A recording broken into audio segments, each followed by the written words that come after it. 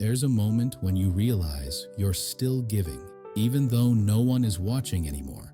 No praise, no recognition, no assurance that it matters. If you've ever wondered why you keep showing up when there's nothing in it for you, when validation disappeared, I assumed service would disappear with it. I thought giving had always been tied to being noticed, to being appreciated, to being understood. But something unexpected happened. I kept giving. Not out of obligation, not out of fear, just naturally.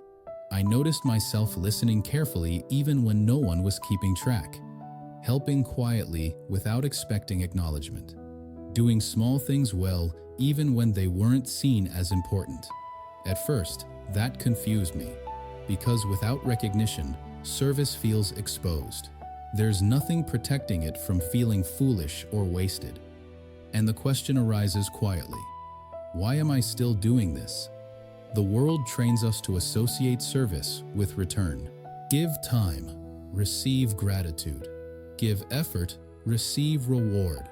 Give loyalty, receive belonging. When that equation breaks, most people stop giving, not because they're selfish, but because they're tired of being drained.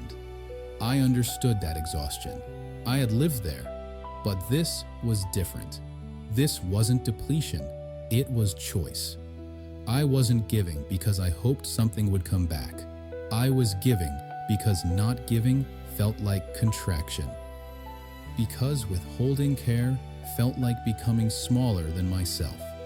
That realization reframed everything. Service, I learned, isn't about usefulness. It's about orientation. It's about how you move through the world when no one is measuring your worth. There were moments I wanted to stop. Not dramatically, just quietly pull back, to conserve energy, to protect myself.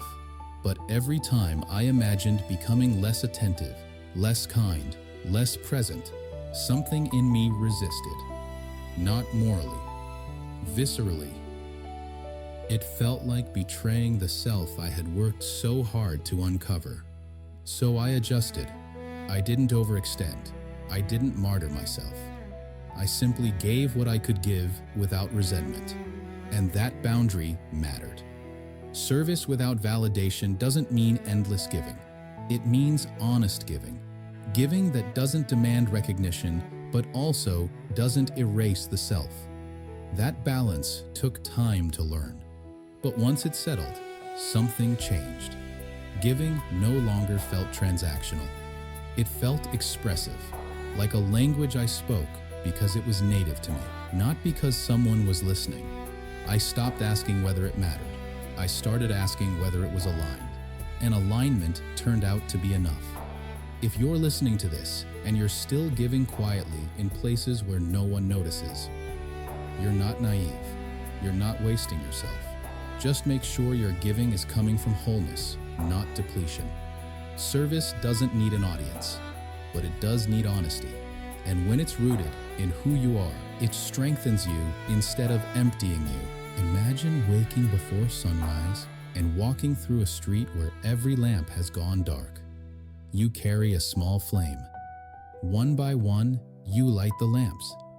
By the time the sun comes up, the street is already bright. People step outside and assume the light was always there. No one asks who lit the lamps. No one needs to, and that's okay. The point was never to be noticed. It was to make sure someone else didn't have to walk in the dark. Giving without being seen feels like that. Your effort disappears into the morning, but the path is clearer because you were there.